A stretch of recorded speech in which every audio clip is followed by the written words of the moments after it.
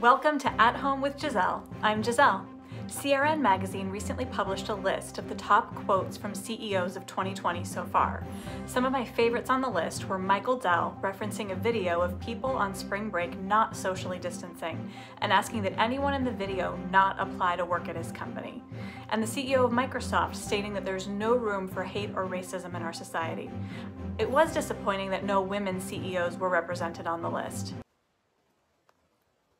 One of the lesser-known shortages currently happening is that of pepperoni. Small pizza shops are reporting that their prices have almost doubled over the past year, and much of that's due to the bottleneck being created in meat processing plants by social distancing. Less people in the processing plants means that less pepperoni is being produced. To date, most pizza shops have not passed this price increase on to consumers. People who work in the world of technology are very aware of cybersecurity, the risks, things to watch out for, and the potential impact. So many times we make the assumption that the general public is also aware of these things. Recently I found out that these schemes are much more common and successful than I was aware of, and that someone I knew was struggling with the aftermath. Today I'm joined by Shane Revis, who has firsthand been assisting a close family member that was the target of numerous catfishing attacks. And also, Shane works in the movie theater industry, so of course we have to ask him about the new Bill and Ted movie coming out this Friday. Shane, thanks so much for joining us today, because I'm so excited about it and I feel like I've been waiting 30 years. Big question for us here in Oregon. Are theaters going to be open in time for us to see the new Bill and Ted movie on the 28th of the month? Well, 26 years of managing movie theaters, so we're going to try to get it open. We thought we might get it in June, July, now August. Looks like the 28th we might be able to get open and put Bill and Ted out there. And I think you have been waiting for 30 years. Just so you know. Shifting to the topic of cybersecurity, you and I chatted a week or so ago and you told me about something you were facing within your family, that there had been some catfishers successfully able to scam members of your family, and that you've been actively involved in trying to remediate the situation. Give us some background on that. I'm certainly not a cybersecurity expert, and I kind of stumbled into it a little bit. But some of the things that I found, you just can't make up. There are people out there just trying to take advantage of people and get to their money. There are so many catfishing schemes that are going on out there, and unfortunately, that's been brought into our life. A couple of family members are really in a tough position because of it. They fell for a few of those schemes and sent hundreds of thousands of dollars away. So it's been a rough one.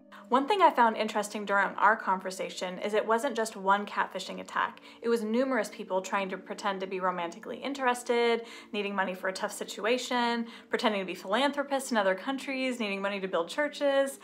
The stories just kept getting more and more intricate, and were all successful. What was the most surprising thing to you in the whole endeavor? I think all of it's surprising that anybody in this day and age would fall victim to that. But the biggest thing that surprised me was, after being told that it was a catfishing scheme or that it was a scam, or that it didn't exist, the people being scammed still believed it. They still thought that they were helping somebody build a church. So that was the really surprising thing to me, that they would fall for it, or that they would think that it's true, even when the 5 other attempts before had never delivered money to the front door. During your interaction with law enforcement, with the banks, what are good lessons learned that you could share with us? I live in a little bit of an outlying community, so it's not a giant population. But when we reported it to the authorities, when the police came out and investigated for us, they also advised that they were getting 3 of these per week.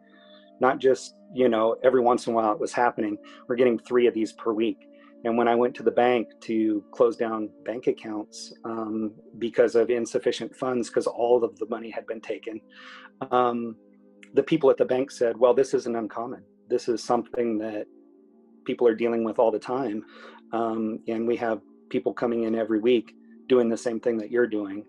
So really, I was surprised because, I think everybody gets that message every day that says, do this and you just won $1 million, or do this and you get a $100 gift card at Walmart, you know, and it's all just trying to get your information from online. So it's always so good when people have supportive family members like you to come in and help them resolve these challenges. Well, I'm glad. I think we're a long way from being resolved, but we're moving in the right direction. And, you know, luckily we caught it while the bills could still all be paid. But I think there's a bunch of people that run into it and don't catch it before that.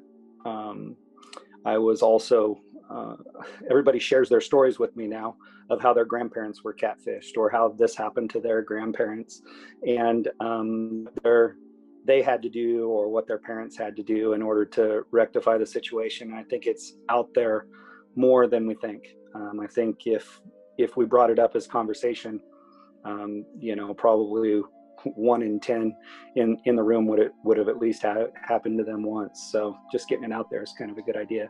So back to the theaters. Other than Bill and Ted, what movies are you excited about being able to open next weekend? Well, there's a couple things coming out. They're going to be good. On the 28th, we're going to open with Russell Crowe, and he's coming out in Unhinged. And then also we're going to be playing The New Mutants on the 28th as well. So that'll be some big things coming out. And then this new Christopher Nolan movie, Tenet, is supposed to be the one that brings us back into you know, $100 million grossing films for the weekend. So we'll see. It's going to be difficult with all the restrictions.